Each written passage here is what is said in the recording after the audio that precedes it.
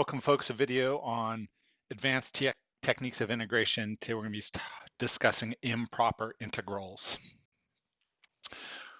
So we'll give you an overview of two ways an integral might be improper, and then we'll go ahead and discuss examples of the ways we understand both of those improper integrals. So back to our definite integral, the integral from a to b of f of x dx. When we think about this, we think about it in terms of the limit of a Riemann sum. So that definite integral is defined as a limit as n goes to infinity, the sum k equals 1 to n f of x k star delta x. So the idea here again is that we're breaking up the finite interval from a to b into n subintervals of equal width. We're raising our rectangle on each of those subintervals whose area represents the area of the given strip, adding up the areas of those rectangles and then letting n go to infinity. So this again requires a finite interval and a continuous function.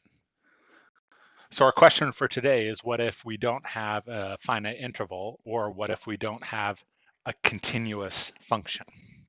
And we'll see how to address both of those things. Those are called improper integrals. So start off with the idea of a infinite interval. Let's go ahead and construct a function a of t that represents the area between the curve 1 over x squared and the x-axis on the interval from 1 to t. So pictures are nice. Let's draw a picture first. So here's a graph of our function 1 over x squared. Here is the area under the curve between 1 and some unknown value t, and we know how to express this as an integral. And in fact, in this case, we can go ahead and evaluate this integral. It's not so bad to do just using the fundamental theorem of calculus with the variable endpoint t.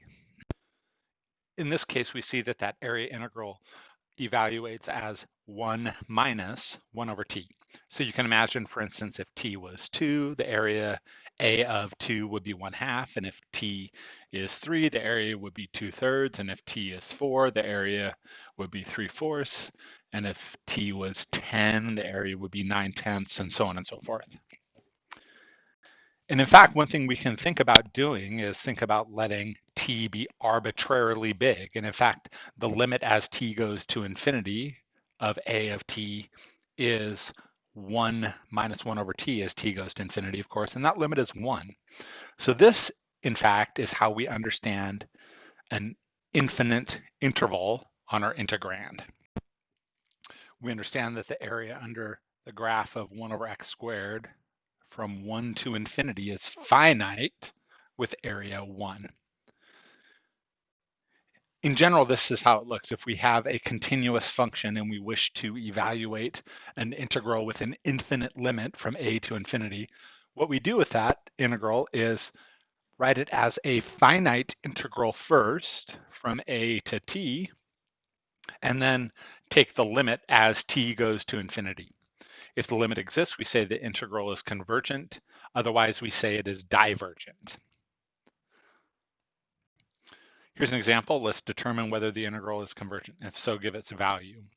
In this case, we'll have the improper integral from 1 to infinity of 1 over x dx. This is something, again, that we'll write as an integral on a finite interval, and then let the endpoint go to infinity. So this is the first step, expressing the integral on the infinite interval as the limit of an integral on a finite interval. Now we can know how to evaluate this definite integral. We can just express it as the natural log function and use the fundamental theorem of calculus to plug in the limit. So at the end of the day here, what we end up with is the limit as t goes to infinity of the natural log of t minus the natural log of 1. Now, of course, the natural log of 1 is 0, but as t goes to infinity, the natural log of t also goes to infinity. This limit is infinite, so in this case, we say that the integral is divergent. Okay, once again, if the limit exists, we say that the integral is convergent and takes on the value of the limit. Otherwise, we say that the integral is divergent, or the integral diverges. Okay, let's do another example. Before another example, we also could have an infinite limit to minus infinity. And we could also have a doubly infinite interval, which we break up into singly infinite intervals. Okay, so both of those things are possible. Let's go ahead and have a look at some more examples. Here's another example. Let's have a look at the integral from minus infinity to 0 of e to the 2x dx. So again, we'll write this as the limit of an integral on a finite interval. So again, here's the first step, expressing the improper integral as the limit of an integral on a finite interval, one we can understand. We can now go ahead and evaluate this finite interval with the fundamental theorem of calculus, and then take the limit to see what happens. In this case, we see that the integral evaluates as 1 over 2 e to the 2x between s and 0. We plug in 0, we get 1. We plug in s, we get e to the 2s. And as s goes to minus infinity, this exponential part goes to 0. So we can see that we're left with 1/2. The integral is convergent, and its value is 1/2. Okay, so again, because the limit exists, we say that the integral is convergent and takes on the value of the limit, which in this case is 1/2. Okay, let's do another one. Go ahead and have a look at the doubly infinite interval from minus infinity to infinity of 1 over x squared plus 1 dx.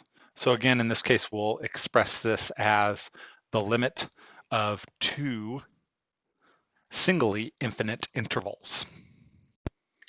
So here is that integral on a doubly infinite interval expressed as two singly infinite intervals. Having a look at the first one, we see that we can write it as the limit as s goes to minus infinity of the integral from s to 0 of 1 over x squared plus 1. And of course, we can evaluate this integral using fundamental theorem of calculus, and then let the limit as s goes to infinity. Let's see what we get there. Of course, 1 over 1 plus x squared has an antiderivative of arctan of x. We can evaluate that at 0 and s. And as s goes to minus infinity, arctan goes to minus pi over 2. With the additional minus sign, we see that the integral here is pi over 2. It works the same way on the interval from 0 to infinity. In the case of the integral from 0 to infinity, we see that it can be evaluated as the limit as t goes to infinity of the integral from 0 to t of 1 over x squared plus 1. Of course, again, the antiderivative is arctan. Plug in t and plug in 0 and take the limit as t goes to infinity. The value of that integral is pi over 2. The original integral is convergent, and in this case, we see that its value is pi over 2 plus pi over 2, so pi. Sometimes improper integrals require integration by parts and L'Hopital's rule. So this is an example of that. So we start off expressing our improper integral as the limit of an integral on a finite interval. Use integration by parts with u equal to x and dv equal e to the minus x dx. Go ahead and evaluate the new integral resulting from that integration by parts, and then we'll take the limit as t goes to infinity.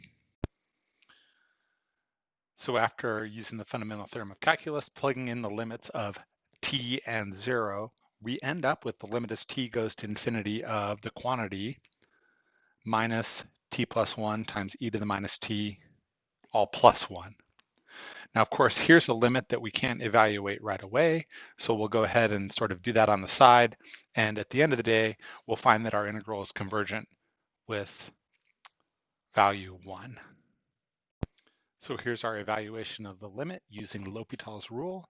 We can see that t plus 1 times e to the minus t goes to 0 as t goes to infinity, giving us the value of 1 for our convergent integral.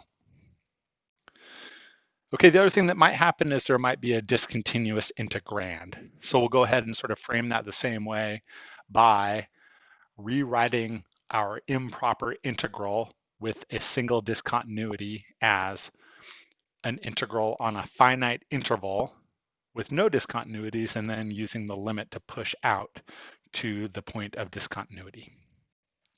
So here's the first flavor. If we have a function f that's continuous between a and b except with an infinite discontinuity at a, we'll go ahead and express our integral from a to b of f of x dx as the limit as t goes to a from the right side, the integral from t to b of f of x dx, and if the limit exists, again, we'll say that the integral is convergent. Okay, so an example of this type of an integral. Let's go ahead and have a look at the integral from 3 to 11 of 1 over x minus 3 dx. So of course here we can see that our integral, our integrand rather, is discontinuous at the endpoint x equals 3. Go ahead and express this using a different interval and a limit. Okay, so again, here is that improper integral rewritten with a limit and a finite interval. We can evaluate our integral on the finite interval using fundamental theorem of calculus, and then go ahead and take the limit as t goes to 3 from the right. So we see, of course, that we're left with the limit as t goes to infinity of the natural log of 8 minus the natural log of t minus 3. And sorry, I misspoke. The limit as t goes to 3 from the right of the natural log of 8 minus the natural log of t minus 3.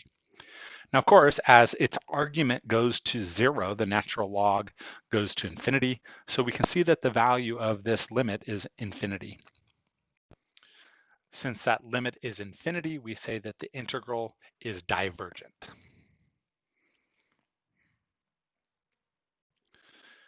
Two other things might happen with a discontinuous integrand. It might be that the discontinuity is at the other endpoint, like we see here.